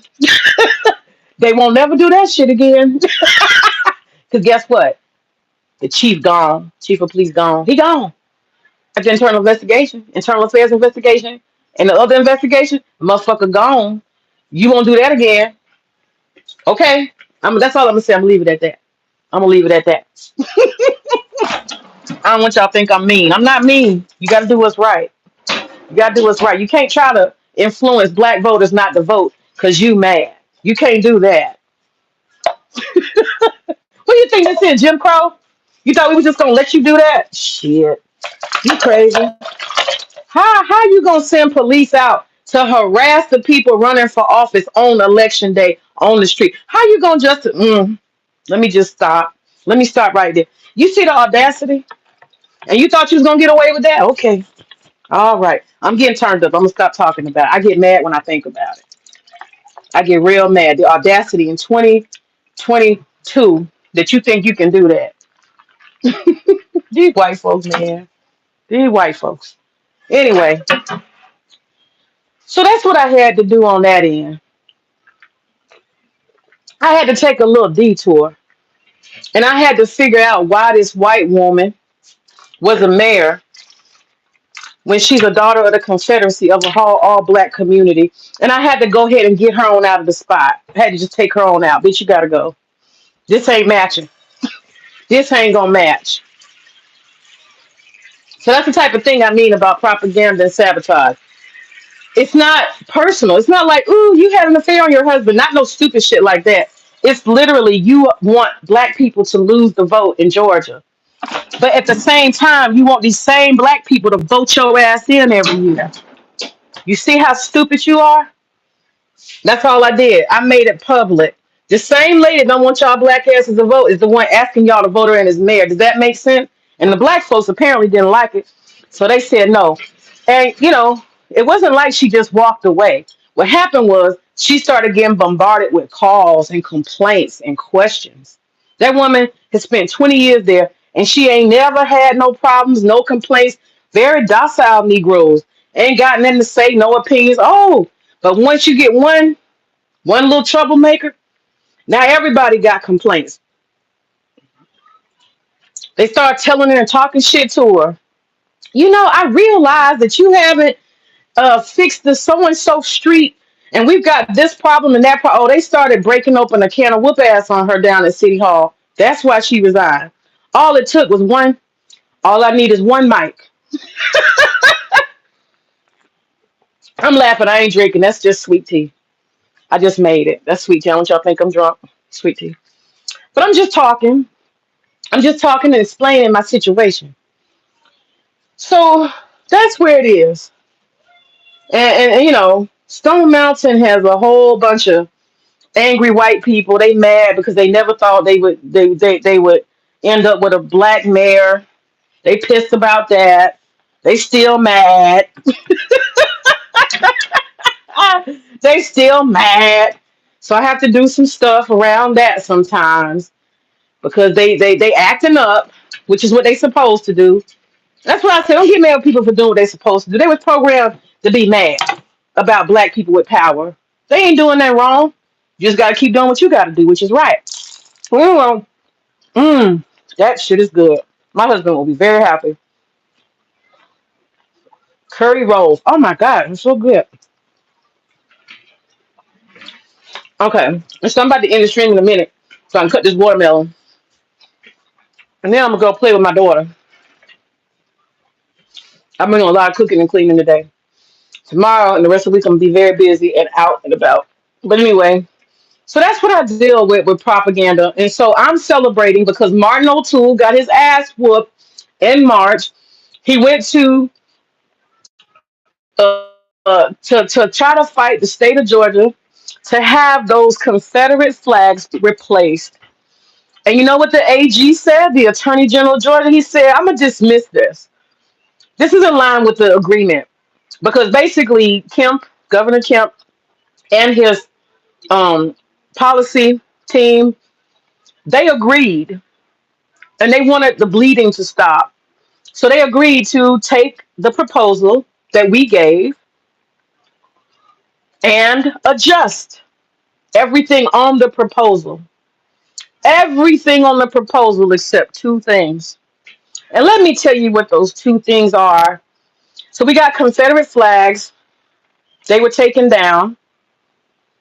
They took some Confederate flags and put them behind some fucking woods somewhere, which I've never even seen. And I don't think anybody's seen them, so that they can be within the law and say that they have not removed them from the park as is legally required. But the place that they were 5 Confederate flags in a prominent place where everybody goes up the mountain, that shit's gone. I would say that the work I was doing with the sit-ins that did not have anything to do with the white folks, and not only that, on Amazon, I went and bought like what 5 flags. It cost me $300, and I walked up to each one of those members and I gave them a flag, and I said, "I need you to put up the American flag and take down the Confederate flag. This flag represents all of us and the military that we currently have. I need you to put this flag up." I did that publicly, and I think they was ashamed. But I did the sit-ins. And the sit-ins was speaking directly to having a bunch of black and different colored people sitting out there saying, why is this waving right now? Why is this necessary? And so they were able to do it. And so the Sons of the Confederacy on March 29th, I believe, their case was dismissed. At least that's when I read about it in the newspaper. This past March 29th, less than 60 days ago, they tried to sue the state of Georgia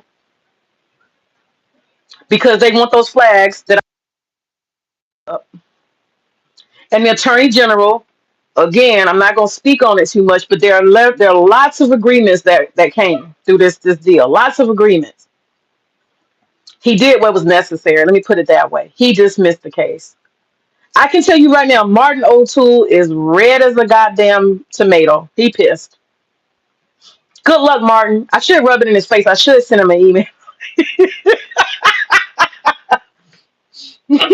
I should send his ass an email and taunt him a little bit, but I won't do that. I'll just see him in person at some point, and then I'll toss it in his face. He gonna be mad. I know you mad. It's okay. It's okay. You lost again. Anyway, so that is where we stand right now. And like I said, I'm in a holding pattern. I got all this money just waiting, right? So in the meantime, in between time, I'm doing a national campaign. Myself and others who are black, me emphasize black people, we are doing a national campaign. Again, it's not focused on us. It is not focused on racism. It is not focused on anything except, is it legal for a state to fund something that is clearly racist? That's the only thing that it's about. Okay. So it's not about, not taking on woke matters and the Democratic Party or nothing like liberal agenda, none of that. We're just talking about money here. That's it. Just money. And so that clip that I shared, that's what that was about. And I have officially left the Democratic Party. So I am not doing any campaigning for them. I'm not helping them in any shape, form, or fashion. I'm not doing shit.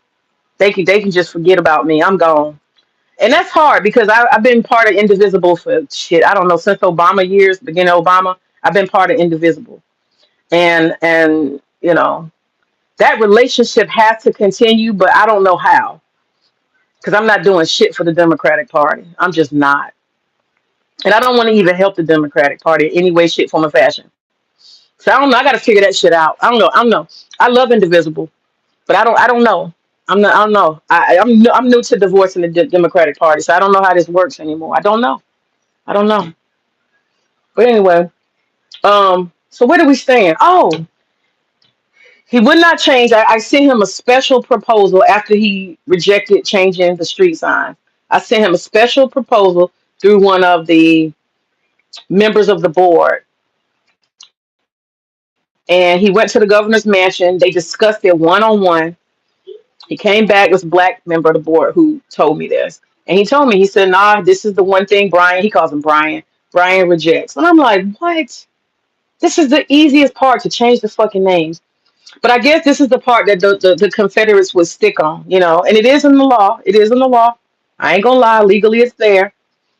But everything else that he could do, changing the logo, changing the marketing and branding, all of that stuff, changing they're not focusing on the Confederate carving. They've removed images of the Confederate carving off of everything.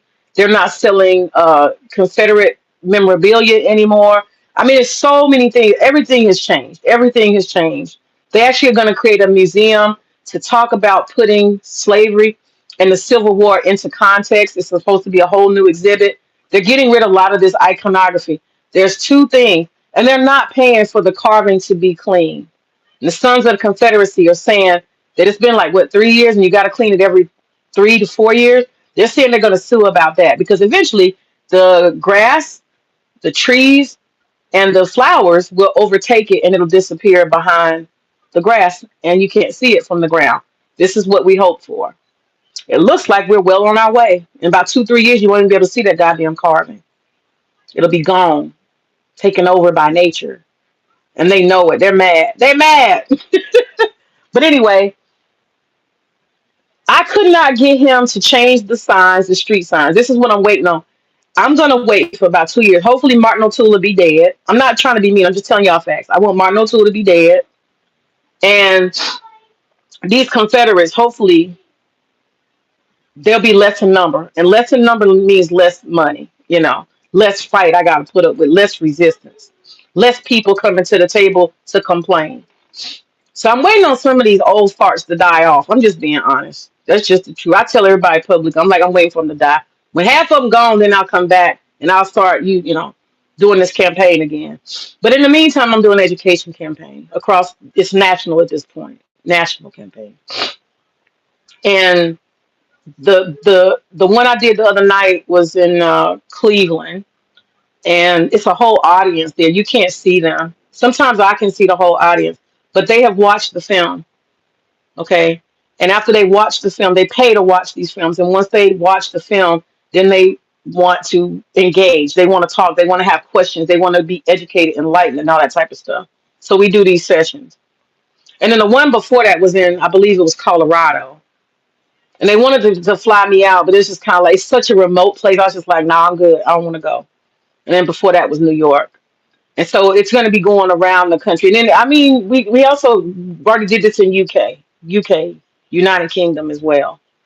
So it's an ongoing campaign, and it is somewhat international. If you look at some of the information about it, you will see that India, Canada, lots of different countries, because once you get in the AP, Associated Press, or if you get into, what is it, Rutgers, a lot of that information is recycled to larger media. So you can end up in international media.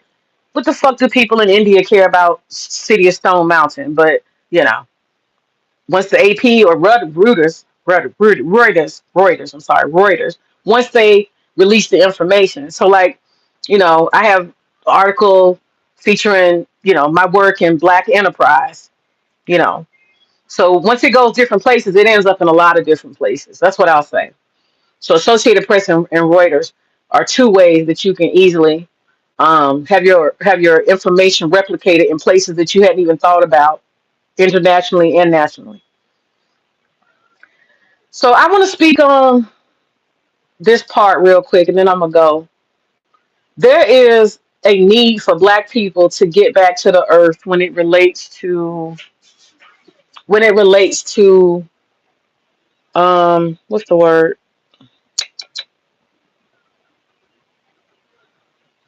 divine ancestry, divine ancestry. The power of the mind is very, very important. I'm speaking on this because that plantation and them slave cabins, that's one of the things that Governor Kemp did not want to address. He did not want to address that. So many other things have been addressed that were on that proposal, almost everything. But that was one thing that just they just skip over it. Like they think that plantation belongs there. They don't want to think about moving it. Maybe it's because of the money. Maybe it's because it's like final it's like a final goodbye to the Confederacy. It's too permanent to take that away.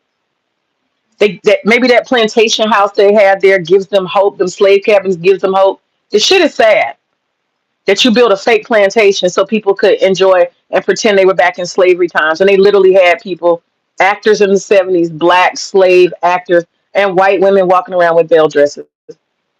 It's so sad. You'll see that in the film. We educate about that. And I should say, shout out to the Atlanta History Center because they did a film too. I worked with the Atlanta History Center to do a lot of this work. So we have several films that's being promoted, and then PBS picked it up as well. PBS picked it up. Smack is featured in PBS.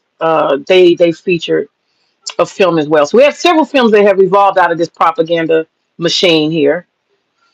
And that plantation house, they didn't want to move it. Governor Kemp did not want to address it. And I don't know why they don't want to address it. That shit needs to go. And so what I had started doing, y'all, I'm not gonna lie. One of the things I had started doing is I started asking my ancestors for justice because I got so frustrated with the white man and his games and his tricks. You say one thing, you do another. You got double hand, backhand bullshit, all kind of tricks in it. I don't listen. I got to go back to the ancestors, and so that's what I did. I started, y'all. Don't judge me. I started going to the graveyard, the Confederate graveyard. That's what I started doing. When all these woke white folk and me broke up, and I said, y'all can go ahead. You go your way, I go mine. I'm gonna keep doing the work. You do it if you want to, but I'm gonna go on my own. And that's when like I said, I embraced mostly the City of Stone Mountain community. I started working there and getting support there with black people there and building my coalition there. Fuck these white folks, okay? Fuck them. Let me say that again. Fuck them.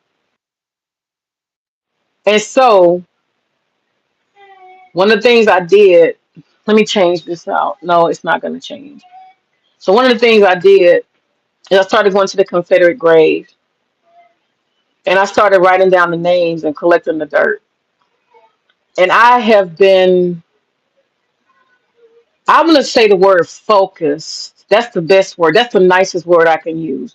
I've been focused on these Confederates on a whole deeper level at the graveyard. I've been focused on them. They're dead. They're gone. Their family names, the ones that are still alive. I've been focused on them, on some spiritual shit. I've been focused. That's the word I'm going to use, focused. I collect the graveyard dirt. I keep doing it. I just did on my last trip to Mississippi. The graveyard dirt has a purpose. It has an energy. It's something I'm doing, okay? I'm focused. And so I asked the ancestors to create justice with that graveyard dirt. I do. I do. I'm not even going to lie. I do. I ask ancestors, I need justice because I can't get it the way I want to. What you going to do? What you going to do? So this past, was it December? I got a call from one of them woke white folks. I got a call from him. Some of them still try to communicate with me. They're a little guilty. And he said, have you seen the news? I said, what? What happened? You seen the news? Sent me a link. God damn. I think I posted it here a while back. Y'all, the fucking plantation house burnt down. Have y'all seen that lately? A lot of plantation houses are burning down. Y'all seen that shit? It's a lot of plantations burning down. I think black folks are focused. There's a lot of us that are focused, okay? There's a lot of us who are focused. I think one of them burnt down. Was it in Mississippi? Was that Mississippi? Now, I'm going to tell you, I ain't been nowhere near none of them. But I sure went. I think I was talking to Queen about it. I said, yeah, I'm going to get that graveyard. I actually called her and had a consultation. Because I wanted to just ask some questions and get some opinion. But yeah, that graveyard dirt. I've been going to get Confederate graveyard dirt. And I don't know. I'm not in control of how it manifests, what it's gonna turn out and look like, what it's gonna be. I don't got nothing to do with that. I'm gonna keep being focused. That's what I'm gonna tell you. And I hope all these plantations and symbols and all this shit, I hope all of it burn down and disappear. Because that's what needs to happen. Black people need to stay focused. And I'm so glad we're on code right now. You can tell we're focused. You can tell. Black folks like I'm not playing the radio. I'm not going out here and being bait for you to do your white supremacy. I'm not going out here and protest. We are so shaped by the ancestors and so blessed. We are on code, all of us in unison. We're not participating in the white man's game, his plans. We ain't got nothing to do with it. My name is Bennett and I ain't in it. We on cold, baby. We are focused. And a lot of people who talk about Haiti, they say that the Haitians got their liberation through voodoo. And I'm not promoting voodoo. I'm simply saying that them black folks was focused on their freedom and justice. Their ancestors had them focused on their freedom and getting justice. And so it is said that a lot of the Haitians were focused and they got their freedom that way. I would argue that African Americans, we're focused. We're focused. Our freedom is coming different. Our reparations is going to come different. We just got to stay focused, focus. And that means going back to the earth, going back to what's natural, what's real. Got to do that. Got to do that. So I'm delighted to find out that that plantation house burned down. Now I am sure when that motherfucker burnt down, the first person who came across their mind was probably my black ass. They probably that lady. Would she do that? Would she burn down the plantation? How she be talking about that plantation? She's always going over there recording herself talking about that plantation. I have visited many a time to that place. And I talk shit about it standing in front of it. But no, baby. I did not burn it down. No, no, not me. I did not burn it down. I would not burn it down. I would never do that. I would never do that. But I'm sure, even if for a split second, somebody in law enforcement, and I'm sure they probably did an investigation. They probably said, well, let's see if there's any chance or opportunity. They might have, but I have a reputation. And I would hope that those in law enforcement would say to themselves, nah, that's not the type of person she is. She wouldn't do that. Very respectful lady, very humble lady. You know, she always does stuff the right way. I would hope they would think that of me as much as I've invested in doing the right thing. But I'm sure if they did look into anything, they would see, yeah, I was here at home at 8 o'clock when that motherfucker burnt down. I ain't got nothing to do with it. Matter of fact, I have not been to the mountain. I have not been back to Stone Mountain in 3 years. 3 years now. I have not been back. I said I will not set foot on that mountain, that park, until they remove the Confederacy 100%. I'm boycotting. I'm not fucking going over there. Not for nothing. So I ain't even been over there in 3 years. So with that being said, yeah. So that's that.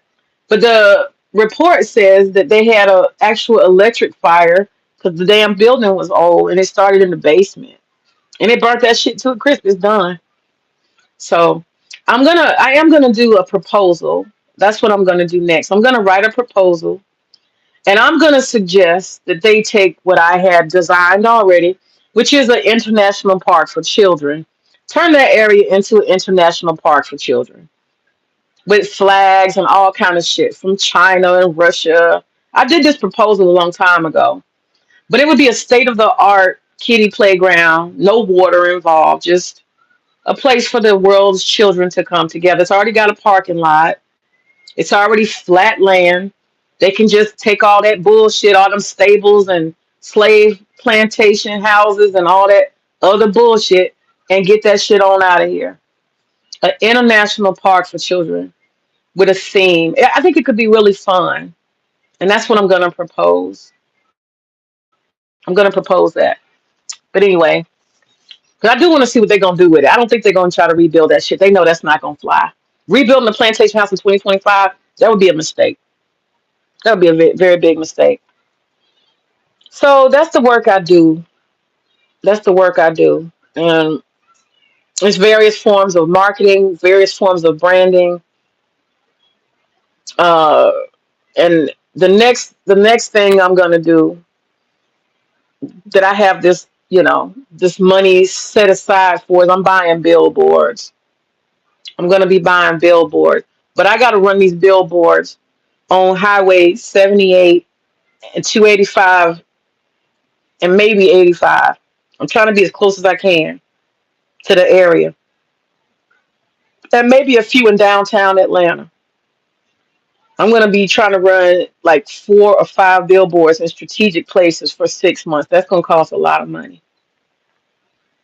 And so that's what the financing, that's what it's for.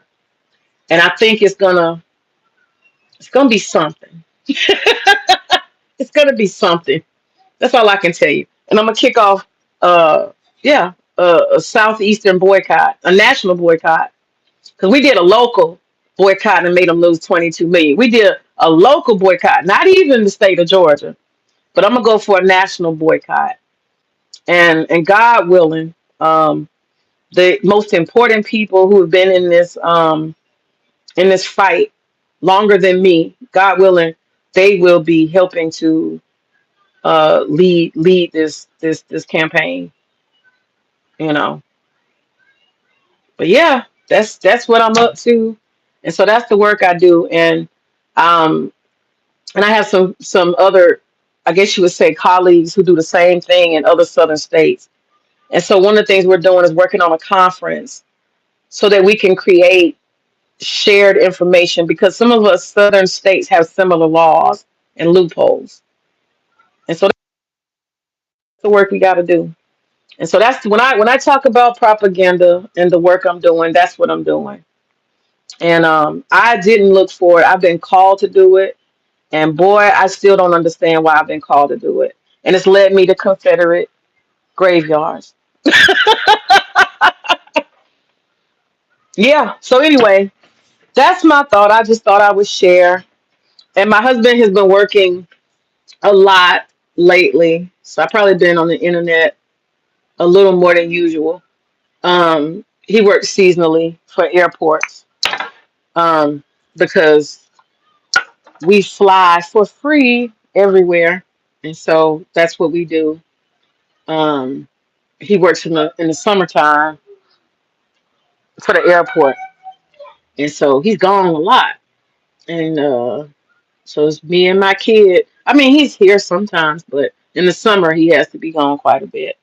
So anyhow, I'm gonna cut this watermelon and I'm gonna go kick it with my daughter. We're gonna do some reading. I taught her how to watch YouTube and read books on YouTube with the author.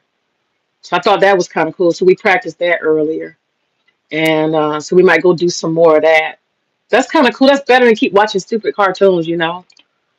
And I can't read every single book with her all the time. She loves to read, but I can't be there. All I gotta cook, I gotta clean, I gotta do business, you know. But anyway, all right, y'all. Anybody want to feel free to leave something in the comments, your thoughts, or any, whatever. All right, I'll share. Y'all have a good day. I gotta go catch up on this damn war and what the hell else been blowed up since last time. I share. Y'all have a good day.